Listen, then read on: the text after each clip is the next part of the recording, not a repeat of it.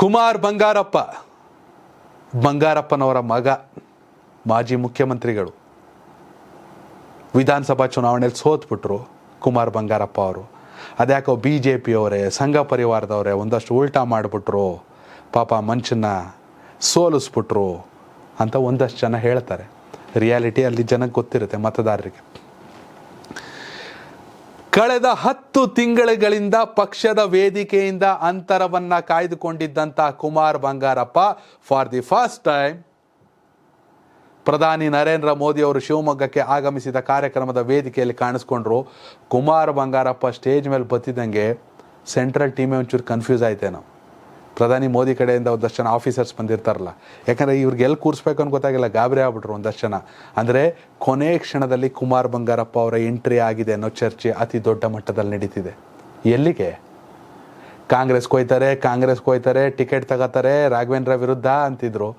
ಇಲ್ಲ, ಅವ್ರ ಸಹೋದರಿ ಗೀತಾ ಅವ್ರಿಗೆ ಸಿಕ್ಕಿದೆ. ಹಾಗಾದ್ರೆ ಏನು ಮಾಡ್ತಾರೆ? ಕುಮಾರ್ ಬಂಗಾರಪ್ಪ ಕೊನೆ ಕ್ಷಣದಲ್ಲಿ ಯಾಕೆ ಹಿಂಗೆ ಟ್ವಿಸ್ಟ್ ಕೊಡ್ತಾವ್ರೆ? ಕುಮಾರ್ ಬಂಗಾರಪ್ಪ ಅದು ಯಾಕೆ ವೇದಿಕೆ ಮೇಲೆ ಬಂದು ಸಂಚಲನವನ್ನು ಸೃಷ್ಟಿಸಿದ್ರು? ಕುಮಾರ್ ಬಂಗಾರಪ್ಪ ಅವರನ್ನು ವೇದಿಕೆ ಮೇಲೆ ಇದ್ದಂಥ ಎಲ್ಲ BJP ನಾಯಕರುಗಳು ತುಂಬ ಖುಷಿಯಿಂದ, ಬೆರಗು ಗಣ್ಣಿನಿಂದ, ಉತ್ಸಾಹದಿಂದ ಬರಮಾಡಿಕೊಂಡ್ರು. ಯಡಿಯೂರಪ್ಪ ಅವರು ಸೇರಿದಂಗೆ, ರಾಘವೇಂದ್ರ ಅವರು ಸೇರಿದಂಗೆ.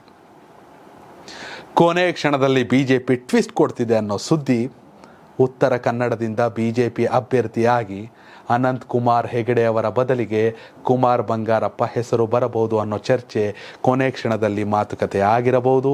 ಕುಮಾರ್ ಬಂಗಾರಪ್ಪ ಒಪ್ಪಿದ್ದಾರೆ ಅನ್ನೋ ಮಾತುಗಳು ಕೇಳಬರ್ತಾ ಇದೆ. ಹೀಗಾಗಿ ಕೊನೆ ಕ್ಷಣದಲ್ಲಿ ಪ್ರಧಾನಿ ಮೋದಿಯವರ ಕಾರ್ಯಕ್ರಮದ ವೇದಿಕೆಯಲ್ಲಿ ಕುಮಾರ್ ಬಂಗಾರಪ್ಪ ಕಾಣಿಸ್ಕೊಂಡ್ರು.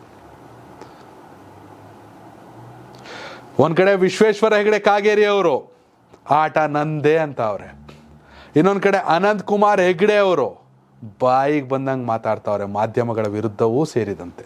ಎಲ್ಲಿಂದ ಶುರು ಆಯಿತು? CM ಸಿದ್ದರಾಮಯ್ಯ ಅವರ ವಿರುದ್ಧ ಮಗನೇ ಅನ್ನೋ ಪದವನ್ನು ಬಳಸೋದ್ರೊಂದಿಗೆ ಎಲ್ಲೋಗಿದ್ರು 4.5 ವರ್ಷದಿಂದ ಅನಂತ್ ಕುಮಾರ್ ಹೆಗ್ಡೆ. ಪ್ರತಾಪ್ ಸಿಂಹಂಗೆ ಟಿಕೆಟ್ ಕೈ ತಪ್ಪಿದ ಮೇಲೆ, ಈಶ್ವರಪ್ಪ ಅವ್ರನ್ನ ಯಾಮಾರಿಸಿದ ಮೇಲೆ ಅನಂತ್ ಕುಮಾರ್ ಹೆಗ್ಡೆಗೂ ಪುಕ ಅಂತ ಆಯ್ತು. ಹೀಗಾಗಿ ಈ ಕೊನೆ ಕ್ಷಣದಲ್ಲಿ ಕಹಾನಿ ಮೇ ಟ್ವಿಸ್ಟ್ ಅನ್ನೋ ರೀತಿಯಲ್ಲಿ ಇದೀಗ ಕುಮಾರ್ ಬಂಗಾರಪ್ಪ ಅವರಿಗೆ ಉತ್ತರ ಕನ್ನಡ ಲೋಕಸಭಾ ಕ್ಷೇತ್ರದಿಂದ BJP ಮಣೆ ಹಾಕುವ ಸಾಧ್ಯತೆಗಳು ಬಹಳ ದಟ್ಟವಾಗಿ ಕಾಣಿಸ್ಕೊಳ್ತಾ ಇದೆ.